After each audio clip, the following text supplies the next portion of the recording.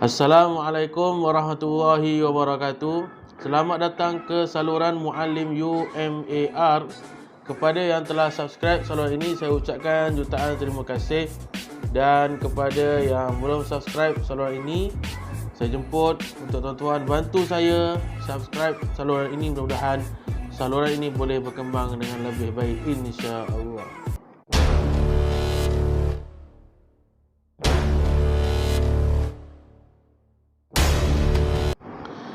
Okey, para penonton yang dirahmati Allah Subhanahu Wa Taala, pernah dalam suatu bengkel di Siti Keluang ni, penasihat Seriti dia mencadangkan supaya para guru mula menerapkan persediaan ataupun mula mengajar kemahiran-kemahiran, skill-skill yang diperlukan kepada anak-anak, khususnya kepada mereka yang akan berhadapan dengan revolusi industri 4.0. Sebagaimana yang saya faham ataupun ramai yang maklum, revolusi industri 4.0 ni satu masa yang mana tenaga kerja manusia akan semakin berkurang dan penawaran untuk manusia bekerja itu pun semakin menipis, semakin berkuranglah, saya kata begitulah.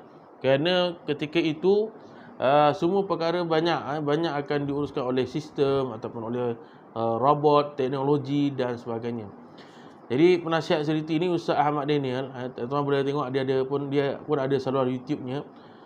Dia mencadangkan supaya kami para guru memikirkan satu perkara, bagaimana kita boleh mengajar skill ataupun benda-benda yang bentuk kemahiran sebagai persiapan mereka pada masa yang akan datang. Bukan dilengkapkan dari sudut ilmu dan pengetahuan, tetapi adalah sudut kemahiran, supaya pada masa akan datang mereka tidak lagi mengharapkan kerja-kerja yang sedia ada.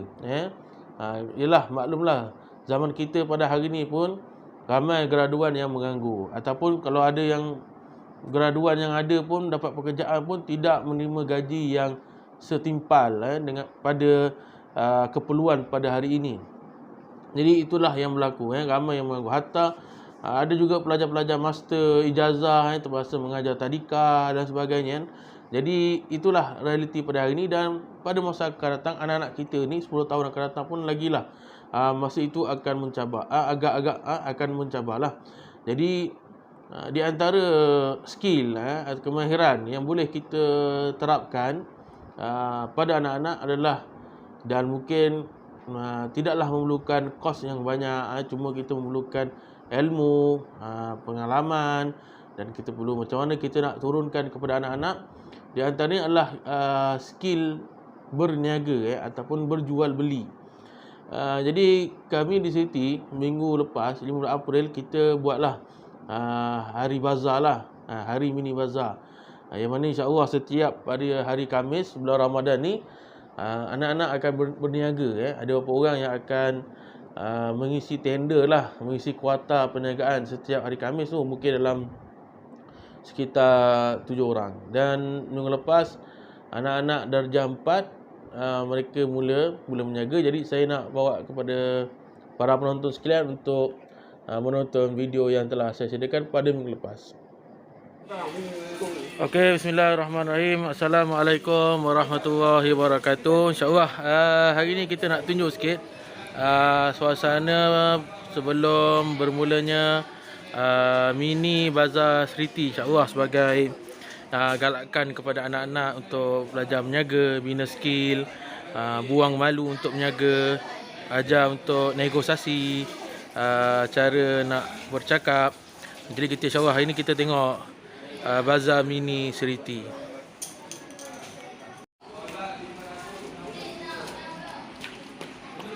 Okey, ini kedai anak-anak. Ini lebih kurang ada 7 kedai 7 kedai, insya-Allah harga bawah RM2. Jom kita tengok berapa harga.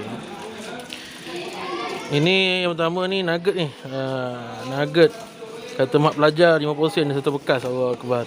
Dengan niat sedekah nak anak belajar berniaga, dan dalam masa sama sedekah bulan Ramadan, insya-Allah. Ini mini tortilla RM2. Siap ada robot. Mini tortilla RM RM. Ini belum sampai lagi. Kita tengok jap. Jangan lupa kempen Ramadan for Ummah, kita kumpul tabungan untuk Palestin cukup sebulan, kita akan masuk dalam akaun ni lah. Saudara Nadir Anuri. Okey. Tengok seterusnya. Ni wages. Wages saya. Ya, wages. RM2. Sedap. Ini sandwich ada bola, ada kari pap. Okey, sandwich. Nasrullah. Okey. Yang ni ada mi goreng RM2, kurma RM1. Ain Channel Ain Channel. Air kotak RM1, kurma RM1. Ni ada biji sagu Ni apa ni? Dadi dan popcorn.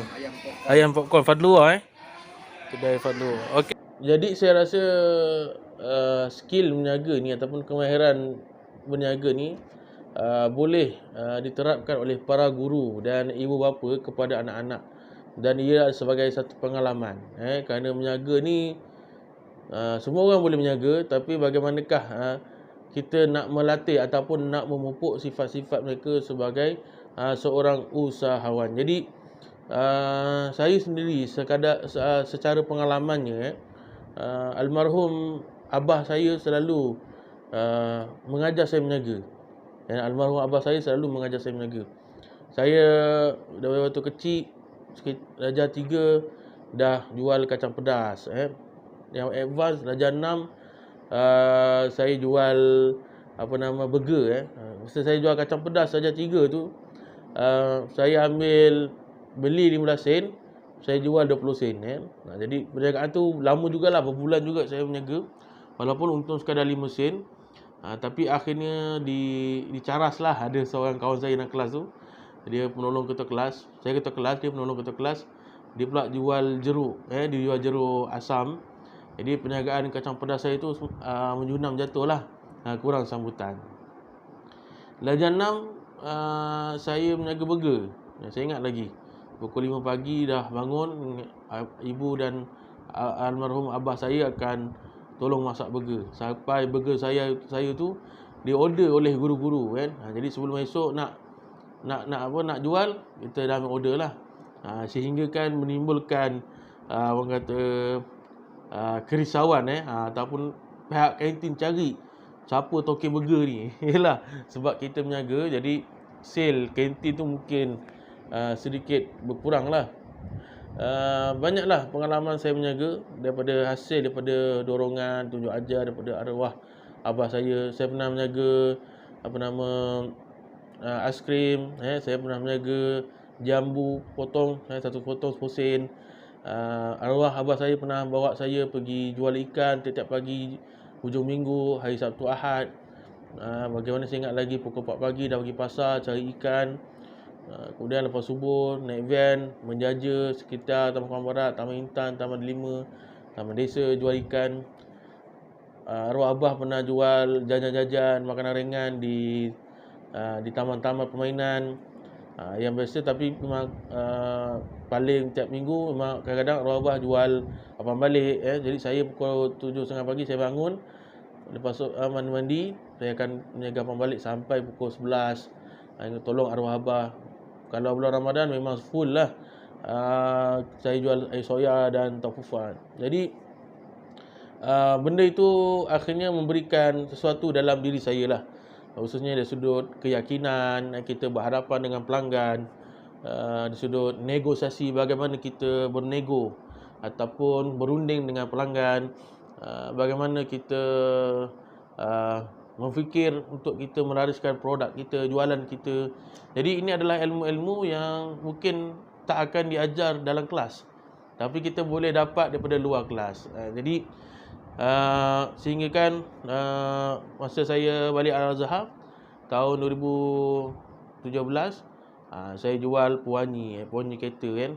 Jadi time tu untung saya boleh dapat sebulan 3,000 kan. Jual saja, duduk rumah, jual pewangi, promosi kat Facebook, jual jumpa orang, ceramah, jual jumpa orang, bagaimana program bawa pewangi kan.